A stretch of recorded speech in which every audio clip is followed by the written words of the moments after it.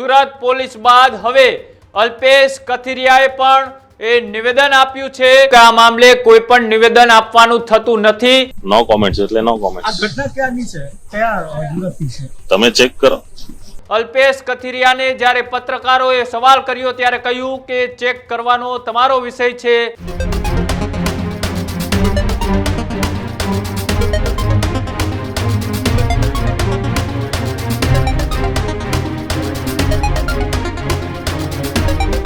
થોડા દિવસ પહેલા એ સુરતની અંદર ગણેશ પંડાલમાં એ પાટીદાર આગેવાન અલ્પેશ કથિરિયા સહિતના એ મિત્રો હતા. તેઓ ગણેશ પંડાલની અંદર હાજર હતા ત્યારે પોલીસ અચાનક આવી અને દંડાવાળી કરે છે.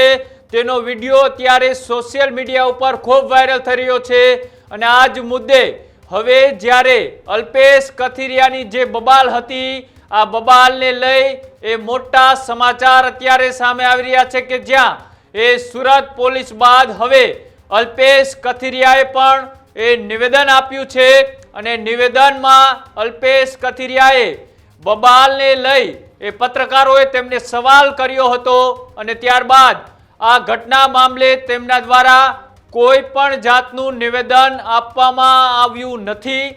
નિવેદન આપતી વખતે તેમને કહ્યું કે હું આ મામલે કોઈ પણ વસ્તુ બોલવા માટે તૈયાર નથી.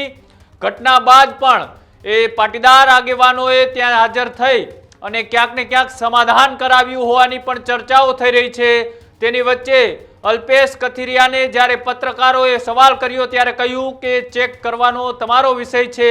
સાથે જ અલ્પેશ કથિરિયાએ આ મામલે જે નિવેદન છે એ નિવેદન આપવાને બદલે ખાલી કહ્યું કે હું આ મામલે કોઈ પણ વસ્તુ માટે બોલવા તૈયાર નથી. સુરત પોલીસે પણ નિવેદન આપ્યું આ મામલે.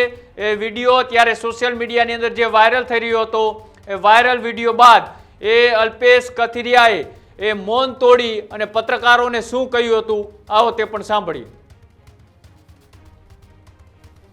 આ બાબતે કોઈ પ્રકારની પ્રતિક્રિયા આપી શકાય એમ નથી અને આ પ્રકારે કોઈ બાબતની કોમેન્ટ્સ પણ નહીં કરી શકીએ. તો કહી શકો તથ્ય કેટલું, થેન્ક યુ. તથ્ય કેટલું છે? કારણ કે આપ ચકાસી લો. Thank you. પણ 4 દિવસ બાદ વિડીયો વાયરલ થવાનું કારણ છે નો કોમેન્ટ. સમાધાનમાં કોણ કોણ હતું અગ્રણીઓ પાટીદાર? નો કોમેન્ટ્સ એટલે નો આ કોમેન્ટ્સ. ઘટના ક્યાંની છે, કયા યુવતી છે? તમે ચેક કરો. અલ્પેશભાઈ, સમાધાન શા માટે કરવું પડ્યું? બિલકુલ જોઈ શકાય. આ બાબતે કોઈ પ્રકારની પ્રતિક્રિયા આપી શકાય એમ નથી અને આ પ્રકારે કોઈ બાબતની કોમેન્ટ્સ પણ નહીં કરી શકીએ. થેન્ક અલ્પેશભાઈ, આજે તો કહી શકો. તથ્ય કેટલું, થેન્ક યુ.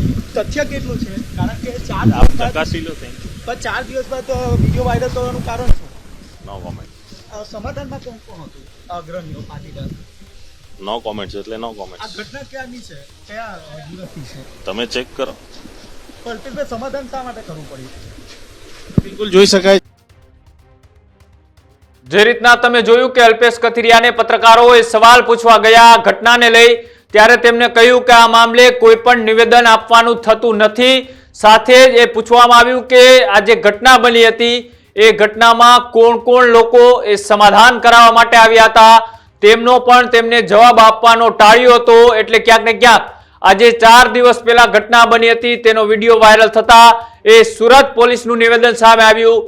સુરત પોલીસે કહ્યું કે બંને પક્ષે સમાધાન થઈ ગયું છે, પણ વાત એ છે કે સમાધાન થઈ ગયા પહેલા એ પોલીસે કોના ઇશારે એ લાઠીચાર્જ કર્યો હતો, દંડાવાળી કરી હતી અને સાથે જ એ પોલીસે કેમ આ મામલે પોલીસ સ્ટેશનની અંદર કોઈ ફરિયાદ ના નોંધી. અને બીજો સવાલ કે પોલીસ 4 દિવસ સુધી આ મામલે કેમ મૌન રહી? જ્યારે આ વિડીયો સોશિયલ મીડિયાની અંદર વાયરલ થયો ત્યારબાદ પોલીસે પોતાનું નિવેદન આપ્યું અને હવે આ ઘટના ઉપર કોણે સમાધાન કરાવ્યું હતું અને બીજો પ્રશ્ન એ કે પોલીસ અધિકારીઓએ કોના ઇશારે આ લોકો ઉપર એ દંડાવાળી કરી હતી.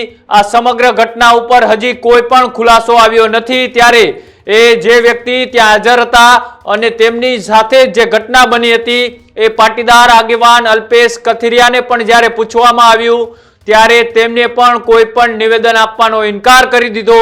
કોને સમાધાન કરાવ્યું, કોના ઇશારે આ વસ્તુ બની હતી, ઓડિયો ક્લિપમાં જે વાતચીત થોડા દિવસ પહેલા થઈ રહી હતી એ વાયરલ થઈ હતી, એ શા માટે સામસામે ગાળો દેવામાં આવી હતી, કયા વાતના હિસાબે આટલો મોટો વિવાદ થયો, આ સમગ્ર મુદ્દે હજી કોઈ પણ નિવેદન એ સામે નથી આવ્યું. માત્ર પોલીસ અધિકારીઓએ નિવેદન આપ્યું છે અને એ નિવેદન એટલા માટે આવ્યું કે આજ સવારથી આ વિડીયો એ સોશિયલ મીડિયાની અંદર વાયરલ થઈ રહ્યો છે અને વિડીયાના આધારે એ પોલીસે નિવેદન આપ્યું ને કહ્યું કે હજી આગળ પણ એ બંને પક્ષમાંથી કોઈ પણ ફરિયાદ આપવા માટે આવશે તો પોલીસ ફરિયાદ લેશે. પણ આટલા દિવસ સુધી એ પોલીસ આ મામલો શા માટે દબાવવાનો પ્રયત્ન કરતી હતી અને અલ્પેશ કથિરિયા હજી પણ આ મામલે કેમ મૌન છે, આવા અનેક સવાલો હજી અકબંધ છે.